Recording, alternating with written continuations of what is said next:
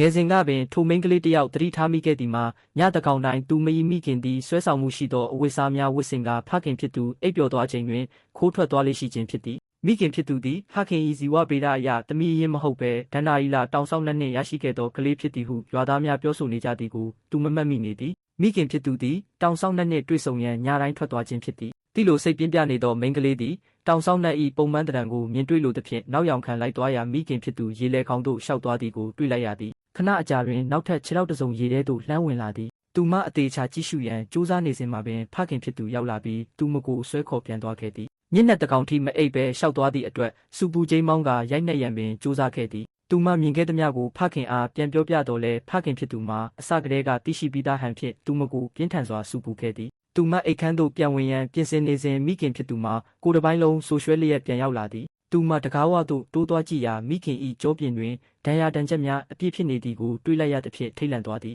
မိခင်ကလည်းသူမကိုတွေ့သွားပြီးဘာကြောင့်မအိပ်သေးသလဲဟုမေးသည်မိန်းကလေးကခန္ဓာကိုယ်တွင်ဒဏ်ရာများဖြင့်ပြန်လာသောမိခင်ကိုဖေကတောင်းဆောက်နှက်လိုပဲအမေကိုရိုက်နှက်ပြီးစိတ်ဆိုးနေတာလားဟုမေးမြန်းလိုက်သည်မိခင်ကဘာမျှပြန်မပြောဘဲဖခင်ဖြစ်သူကိုမနှိုးရန်သာမှာကြားလိုက်သည်သို့တော့ဖခင်ဖြစ်သူမှာနိုးနေပြီးသားဖြစ်ကြောင်းသူမမသိခဲ့ပေဖခင်သည်ကလားကာကိုဆွဲပိတ်လိုက်ပြီးအလေးကျင့်အတိုင်းမိမဖြစ်သူကိုရက်ဆက်စွာရိုက်နှက်တော်သည်နောက်ရက်များတွင်လည်းမိခင်ဖြစ်သူသည်တောင်ဆောက်နှင့်တွေ့ဆုံရန်ပုံမှန်အတိုင်းထွက်သွားမည်ဖြစ်သည်မိန်းကလေးအရွယ်ရောက်လာချိန်တွင်ရွာသားများကသူမမိခင်မှာယနေ့ညတောင်ဆောက်နှင့်လက်ထပ်ရတော့မည်ဖြစ်၍မိသားစုအတွက်ကောင်းကျိုးများရောက်လာတော့မည်ဟုပြောဆိုကြသည်မိန်းကလေးကတောင်ဆောက်နှဆိုသည်ကိုမယုံကြည်ဘဲရွာသားများစကားကိုအတိတ်ပဲမဲ့သည်ဟုသတ်မှတ်ခဲ့သည်ရွာသားများကသူမကိုမနေ့ညကအမေဖြစ်သူတောင်ဆောက်နှကျောင်းမှာတညလုံးအော်ဟစ်ငိုကြွေးနေလို့ရွာတစ်ခုလုံးအိမ်မရခဲ့ဘူးမယုံရင်အိမ်ပြန်ပြီးအမေခြေထောက်ကော်နေလားတွားကြည့်လိုက်ဟုပြောကြသည်သူမလဲဒေါသဖြင့်လှဲကိုတွန်းကအိမ်သို့အမြန်ပြန်သွားရမိခင်ဖြစ်သူခြေထောက်ကိုတစွန်းတစဆွဲ၍လမ်းလျှောက်နေသည်ကိုတွေ့လိုက်ရသည်ထိုအခါရွာသားများပြောသည်မှာအမှန်ဖြစ်နိုင်သည်ဟုသူမတန်တရားဝင်သွားသည်